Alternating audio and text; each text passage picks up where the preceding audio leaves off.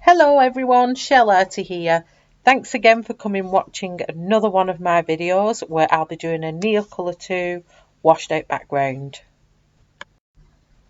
Okay, to start off here, I've used 3 different crayons, which is ultramarine, light blue and turquoise blue.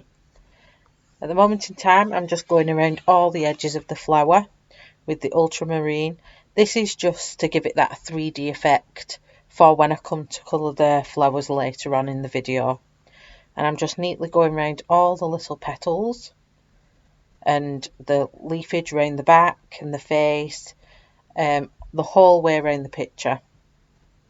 Then now I am taking the turquoise blue and I'm going, this will be the start off colour, so the lightest colour basically, and I'm going to go from the lightest through to the darkest, and the darkest will be around the edge of the picture. So here I'm not doing any kind of pattern, I'm just roughly going around all that white space just to fill in the area. And the great thing about these Neocolours is you don't need to use a lot of the crayon. You can just sparingly put it around. I mean, I wouldn't go too sparingly because you will get a bit of white gap, but just give it a nice light coverage all around. And now I'm going to be using the turquoise blue, the light blue, and just doing the next layer, just blending the two together a little bit, and then the darkest ultramarine around the top and the edges of the picture. Oops, I had to stick some tape on here because I was going over the line and I wanted it to have a nice neat edge. Quick tip, always have masking tape. Okay, so now I've just finishing off mostly around the edges, again going darker in the creases where I want the image to pop out a bit. So now I've loaded up my paint pen, which is basically the pens that you put the water in, and I've just started to activate the watercolour. And obviously in the beginning you want to start off activating the lightest colour first, just go around the edges and then starting to pull in the blue, the darkest blue into the lightest blue. Again, no pattern, just literally just go with the flow, and what you create is what you create. There's no right or wrong way of using them. It's just, if that pattern looks right to you, go for it. And for me, it was just a case of freehanding, just wiggling that brush around until I was happy with the effect. But do be careful, always blend from your lightest colour out into the darkest, just to make sure that that dark doesn't overtake your lightest colours, because sometimes a darker colour is more dominant and can completely eradicate blue, or obviously it will start changing its colour. So as I'm going around the picture here, I'm just going through the little tiny detailed areas that I want to get that colour in there nice and tight in the backs of them pictures and not leave any white space. And again, as you can see, the darkest blue bit where I've gone around the edges, where I just want to give it that 3D effect, and it gives it a nice pop when I put the next colours on, as you'll see in my next video. Okay, so as I'm going to go through this, I'm just going to let this speed through, and you can see exactly how I've done it. I've not done it too fast, so you can see how I'm doing it, but literally there's no right or wrong way. It is literally whatever you want to affect. You could also put a bit of the dark blue through the lighter blue to give it a bit more of a mix between the 3 colours. But for now, I'll let you just have a little watch and I'll go quiet for a little bit. Thank you.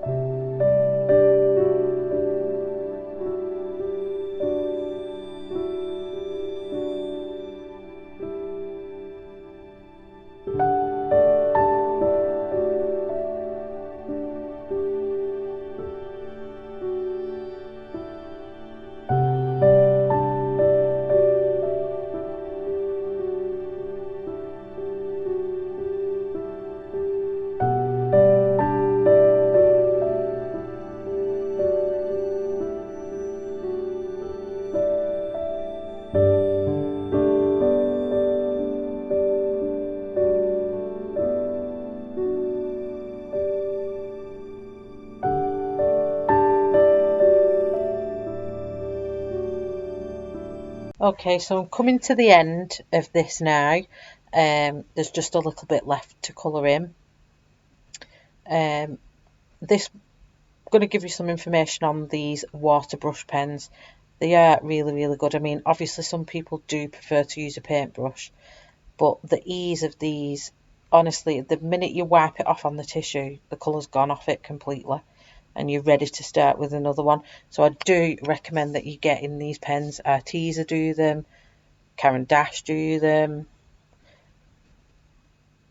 I'm trying to think. Derwent do them. There's quite a lot. You Google them, you'll find them. They do them in all different shapes and sizes. So here, all I'm doing now is just having a bit of an OCD moment, really, and picking out bits that I think I'm not 100% happy with and darkening them up a bit. And the great thing about these Neocolours, you can also use the brush directly on the crayon and then paint it on your work, because I wouldn't recommend once your paper's wet that you put your crayon back on it. I would not do that because it will start ripping at your paper. So do just use the brush on the crayon and then apply it to your paper where needed. So all I'm doing is literally giving it a little bit more of a blend where I can see a bit of a definite line, because I didn't want that. And as you can see, I'm just doing that now on these videos. But I've really, this is the first time I've used these Neocolours, and they was really, really good, and I can't wait to do more backgrounds with them. But simply, this has just been created by 3 different colours, the darkest being ultramarine, the next colour being light blue, and the lightest being the turquoise blue. And starting from light into dark, and just use in your backgrounds where you want the picture to pop, just use the darkest colour just in the little edges of them.